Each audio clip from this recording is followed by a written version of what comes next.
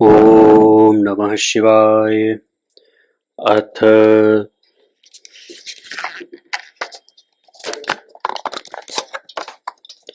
अथ षोडशोऽध्यायः। अथ षोडशोऽध्यायः। ऋषयः ऊचुः। पार्थिवप्रतिमा पूजा विधानं ब्रूहि सत्तम। येन पूजा विधानेन सर्वाभीष्टमवाप्यते। सूतुवाच सुसाधु पृष्टं युष्माभिः सदा सर्वार्थदायकं। सद्यो दुःखस्य शमनं शृणुत प्रब्रवीमि वः।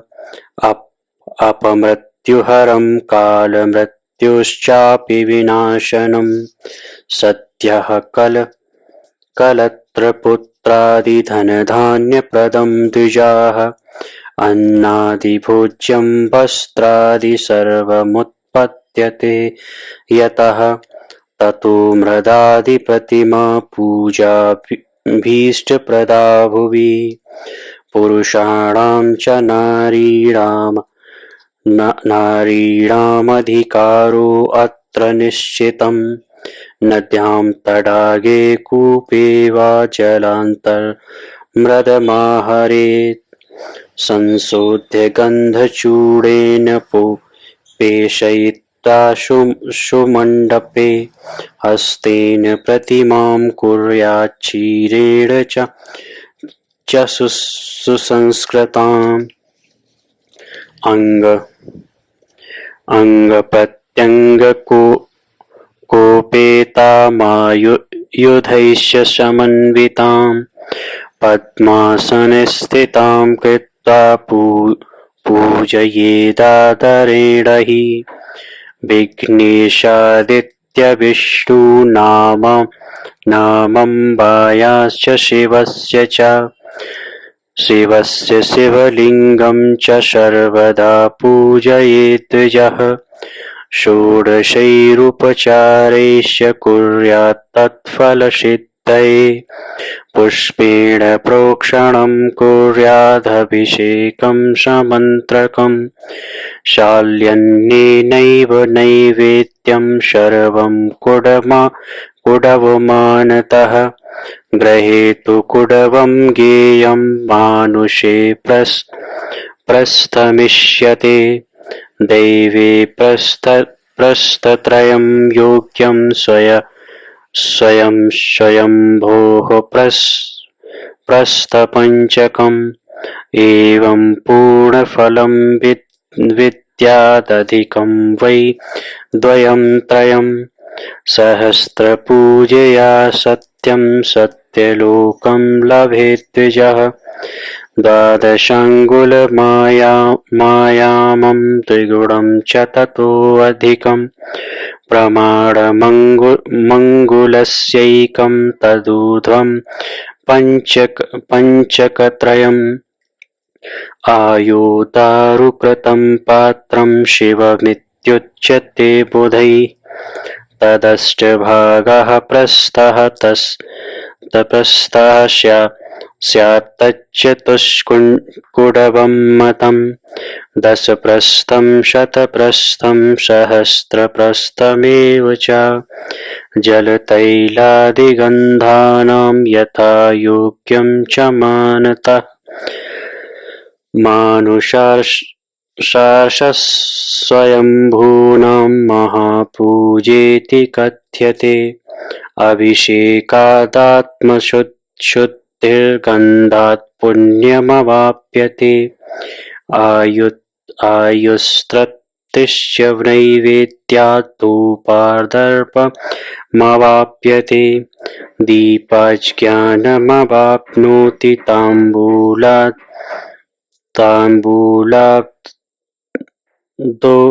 ताम्बूलाब्धो गमाप्नुयात्। तस्मात् स्नानादिकं षट्कं प्रयत्नेन प्रसादयेत्। नमस्कारो जपश्चैव सर्वाभीष्टप्रदावुभौ। पूजान्ते च सदा कार्यो भोगमोक्षार्थिभिर्नरैः सम्पूज्य मनसा पूर्वं कुर्यात् तत्सदा नरः देवानां पूजया चैव तत्तल्लोकमवाप्नुयात् तदवान्तरलोके च यथेष्टं भोग्यमाप्यते तद्विशेषान् प्रवक्ष्यामि शृणुत सद्याद्विजाः विघ्नेश पूजया सम्यक् भूर्लोके अभीष्टमाप्नुयात् शुक्रवारे चतुर्थ्यांशसिते श्रावणभाद्रके विषगृहे धनुर्मासे विघ्नेशं विधिवत् त्यजेत् शतं पूजा सहस्रं वा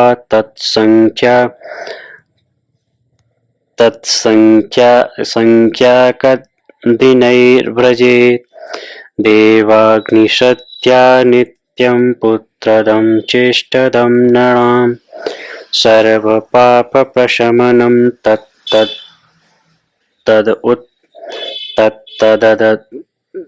दुरितनाशनं वारपूजां शिवादीनामात्मशुद्धिप्रदां विदुः तिथिनक्षत्रयोगानामाधारं सर्वकामिकं तथा वृद्धिक्षयाभावात् पूर्णब्रह्मात्मकं विदुः उदयादुदयं वारो ब्रह्म प्रभृति कर्मणाम् तिथ्यादौ देवपूजा हि पूर्णभोगप्रदानम् पूर्वभागः पितॄणां तु निशियुक्तः प्रशस्यते परभागस्तु देवानां दिवायुक्तः प्रशस्यते उदयव्यापिनी ग्राह्या मध्याह्ने यदि सा तिथिः देवकारे तथा ग्राह्यस्तिथिरिक्षाधिकाः शुभाः सम्यक् विचार्य वारादीन् कुर्यात् पूजा जपादिकं पूजायते ह्यनेनेति वेदेष्वर्थस्य योजना पूर्वभोगफलसिद्धिश्च जायते तेन कर्मणा मनोभावांस्तथा ज्ञानमिष्टभोगार्थयोजनात् पूजा शब्दार्थ एवं हि विश्रुतो लोकवेदयोः नित्यं नैमित्तिकं कलात् सद्यः काम्ये स्वनुष्ठिते नित्यं मासं च पक्षं च वर्षं चैव यथाक्रमम् तत्कर्मफलप्राप्तिस्तादृक् पापक्षयः क्रमात् महागणपतेः पूजा चतुर्थ्यां कृष्णपक्षके पक्षपापक्षयकरी पक्षभोगफलप्रदा चैत्रे चतुर्थ्यां पूजा च कृता मासफलप्रदा वर्षभोगप्रदा गेया कृता वैशिङ्खभाद्रके श्रावणादित्यवारे च सप्तम्यां हस्तभेदिनि माघशुक्ले सप्तम्यामादित्ययजनं चरेत् ज्येष्ठभाद्रकसौम्ये च द्वादश्यां श्रवणार्चके कृतं श्रीविष्णुयजनमिष्टसम्पत्करं विदुः श्रावणे विष्णुयजनमिष्टारोग्यप्रदं भवेत् गवादीन् द्वादशानर्थान्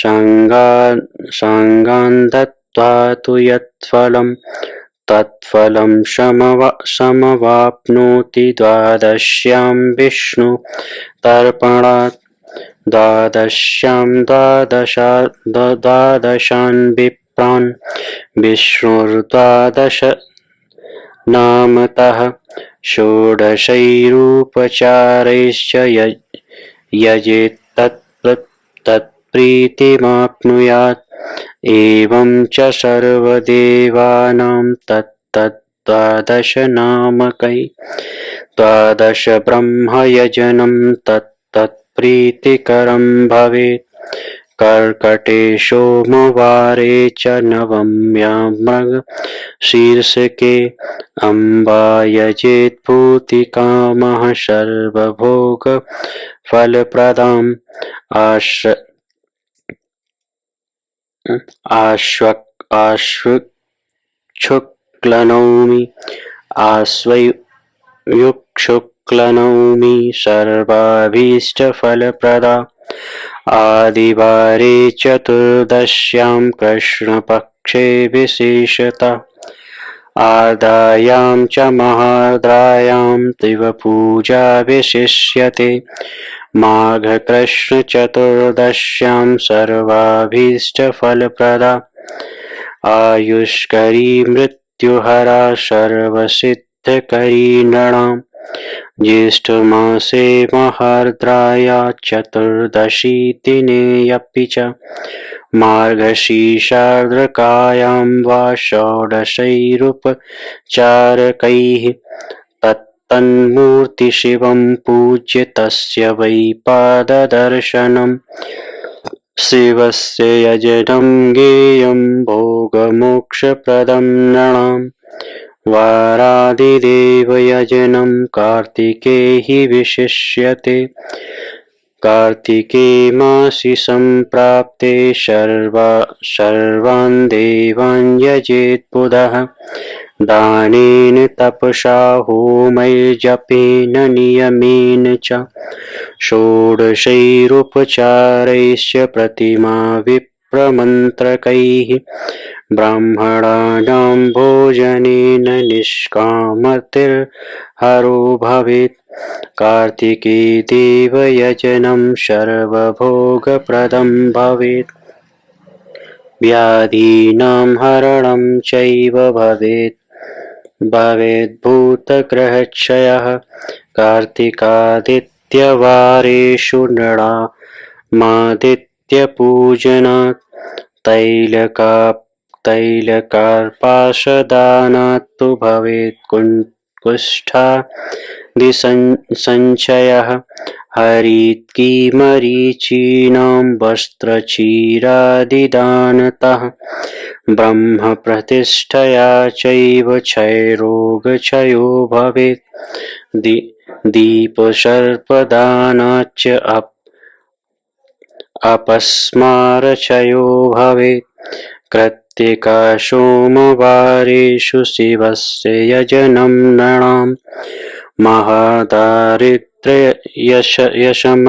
सर्वसम्पत्करं भवेत् ग्रहक्षेत्रादिदानाच्च ग्रहोपकरणादिना कृत्तिका भौमवारेषु स्कन्दस्य यजनान् दीपघण्टादिदानाद्वै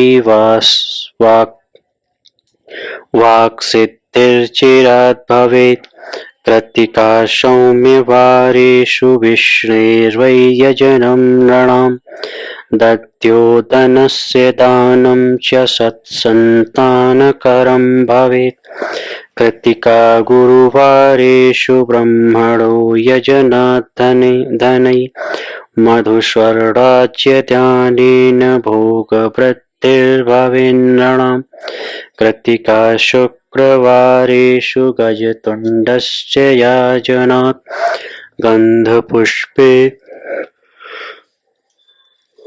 गन्धपुष्पान्नदानेन भोगवृद्धिर्भवेन्नृणाम् वन्ध्या सुपुत्र वस्त्रं लभते स्वर्णरौप्यादिदानतः कृत्तिकाशनिवारेषु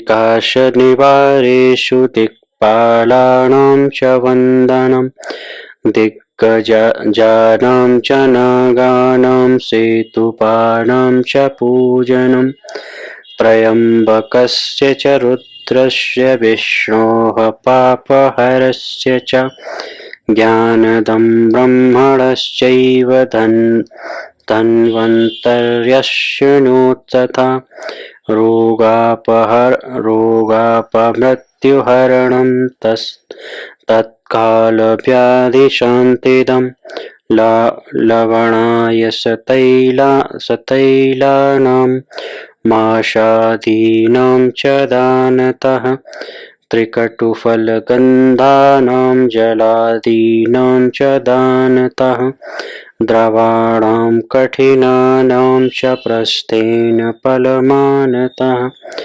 स्वर्गप्राप्तिर्धनुर्मासे युषः काले च पूजनं शिवादीनां च सर्वेषां क्रमद्वै सर्वसिद्धये शाल्यन्नस्य हविष्यस्य नैवेद्यं सस्तमुच्यते विविधान्नस्य नैवेद्यं धनुर्मासे विशिष्यते मार्गशीर्षे अन्नदस्यैव सर्वमिष्टफलं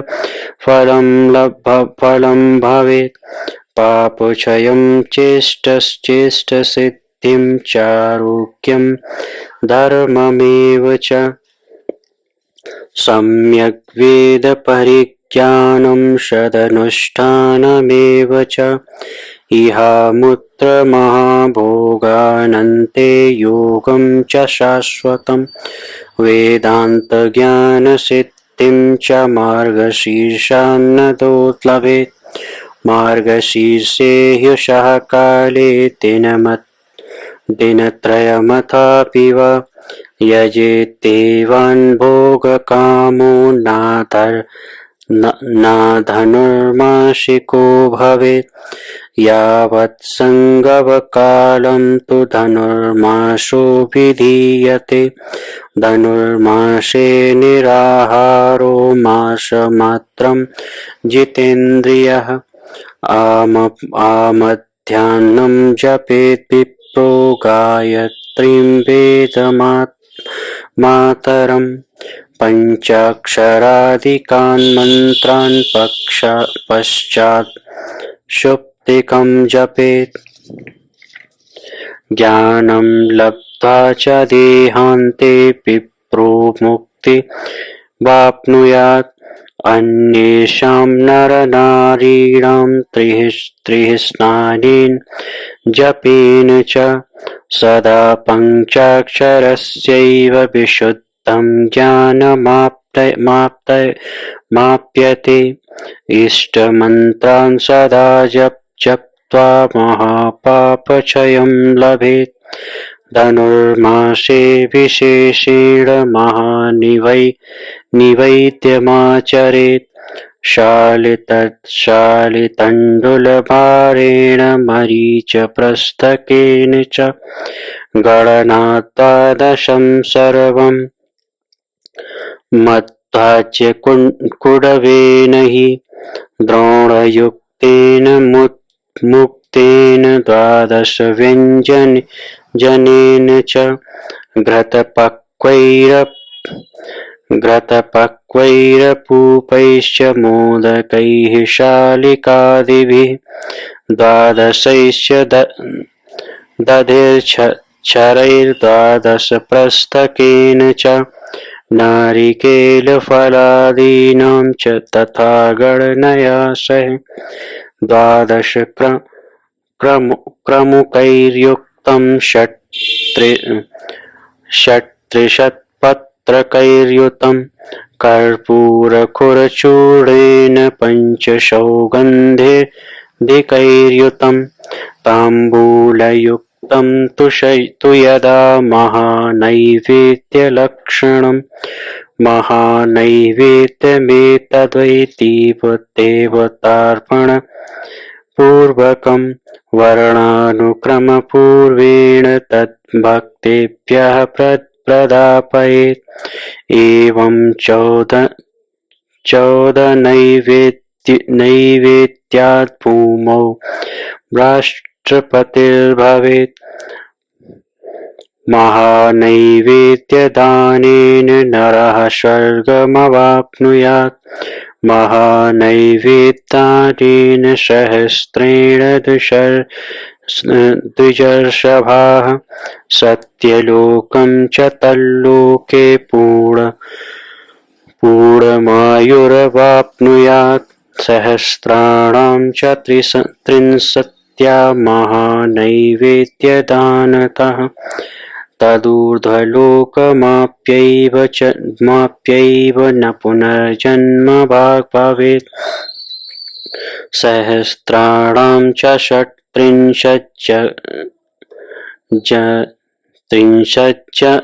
जमनैवेद्यमीरितं तावन्नैवेद्यदानं तु महापूर्णं तदुच्यते। महापूर्णस्य नैवेद्यं जन्मनैवेद्यमिष्यते। जन्मनैवेद्यदानेन पुनर्जन्म न विद्यते। ऊर्जेमासि दिने पुण्ये जन्म नैवेद्यमाचरेत्। संक्रान्तिपातजन्मर्च पौर्णमास्यादिसंयुते। आप्तजन्मदिने कुर्याज्जन्मनैवेद्यमुत्तमम्। मासान्तरेषु जन्मर्च पूर्णयोगदिनेऽपि च। मेलने च शनैर्वापि तावत्साहस्रमाचरेत्। जन्मनैवेद्यदानेन जन्मार्पणफलं लभेत्। जन्मार्पणाच्छिवः प्रीतः स्वसायुज्यं ददाति। इदं तज्जन्मनैवेद्यं शिवस्यैव प्रदापयेत्। योनिलिङ्गस्वरूपेण शिवो जन्मनिरूपकः। तस्माज्जन्मनिवृत्त्यर्थं जन्मपूजा शिवस्य हि। बिन्दुनादात्मकं सर्वं जगत् स्थावरजङ्गमम्। बिन्दुशक्तिः शिवो नादः शिवशक्त्यात्मकं जगत्। नादाधारमिदं बिन्दुर्बिन्द्वाधारमिदं जगत्। जगदाधारभूतौ हि बिन्दुनादौ व्यवस्थितौ। बिन्दुनादयुतं सर्वं सकलीकरणं भवेत्। सकलीकरणात् जन्म जगत् प्राप्नोत्यसंशयम्। बिन्दुनादात्मकं लिङ्गं जगत्कारणमुच्यते। बिन्दुर्देवी शिवो नादः शिवलिङ्गं तु कथ्यते। तस्माज्जन्मनिवृत्त्यर्थं शिवलिङ्गं प्रपूजयेत्। माता देवी बिन्दुरूपा नादरूपः शिवः पिता।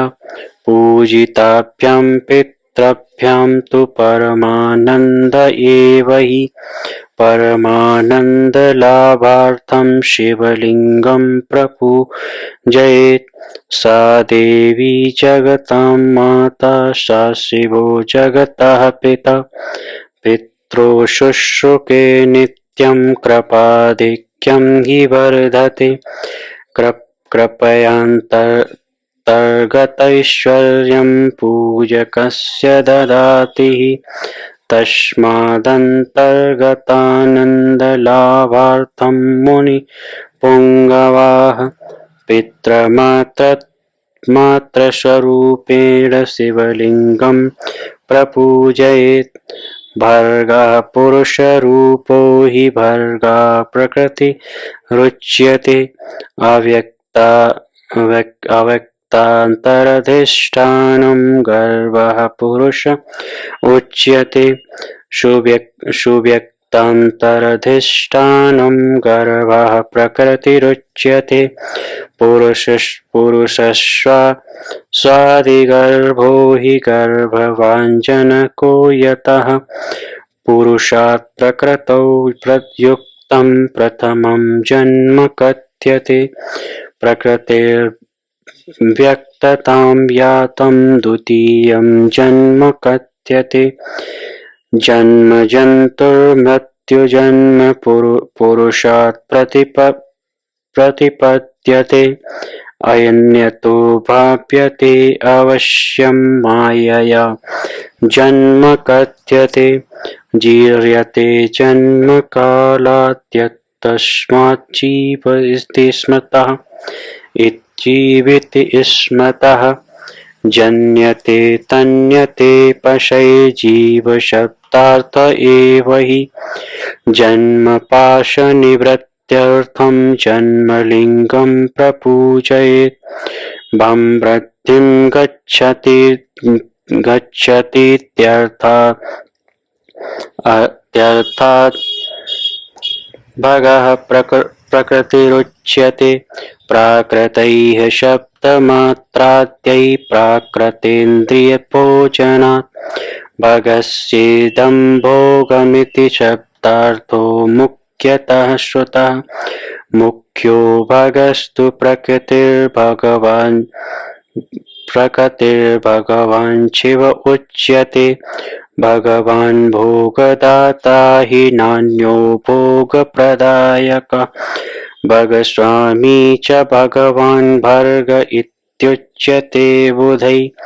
भगेन सहितं लिङ्गं भगं लिङ्गेन संयुतम्। इह मूत्रचभोगार्थं नित्यभोगार्थमेव च। भगवन्तं महादेवं शिवलिङ्गं प्रपूजयेत्। लोकप्रसविता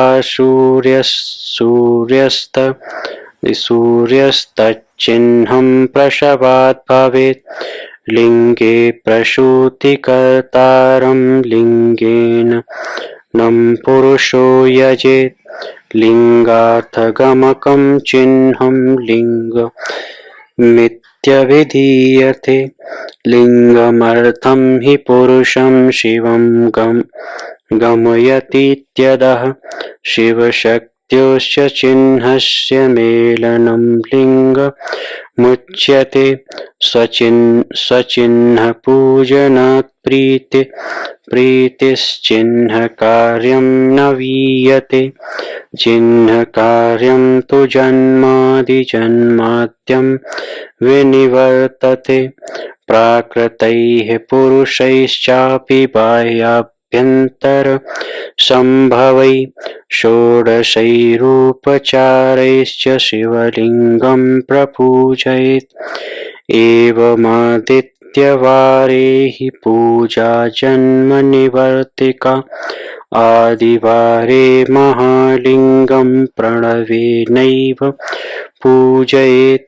आदिवारे पञ्चगव्यैरभिषेको विशिष्यते।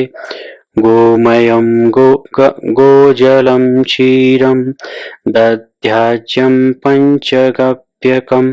क्षीराद्यं च पृथक् चैव मधुना चेक्षुसारकैः।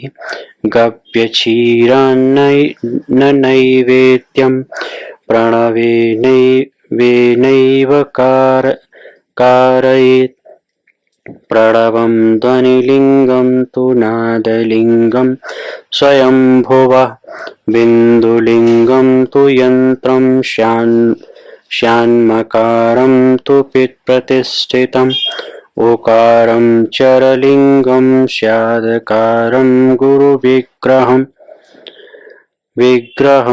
षड्लिङ्गपूजया नित्यं जीवन्मुक्तो न संशयः शिवस्य भक्त्या पूजा हि जन्ममुक्तिकरी नृणाम् रुद्राक्षधारणात् पादमर्धं वैभूतिधारणात् त्रिपादं मन्त्रजप्याच्च पूजया पूर्णभक्तिमान् शिवलिङ्गं च भक्तं च पूज्य मोक्षं लभेन्नरः य इमं पठते ते अध्यायं शृणुयाद्वा समाहितः तस्यैव शिवभक्तिश्च वर्धते सुदृढा द्विज इति श्री शिवमहापुराणे प्रथमायां विद्वेश्वर-संहितायां पार्थिवपूजा प्रकारादिवर्णनं नाम षोडशोऽध्यायः।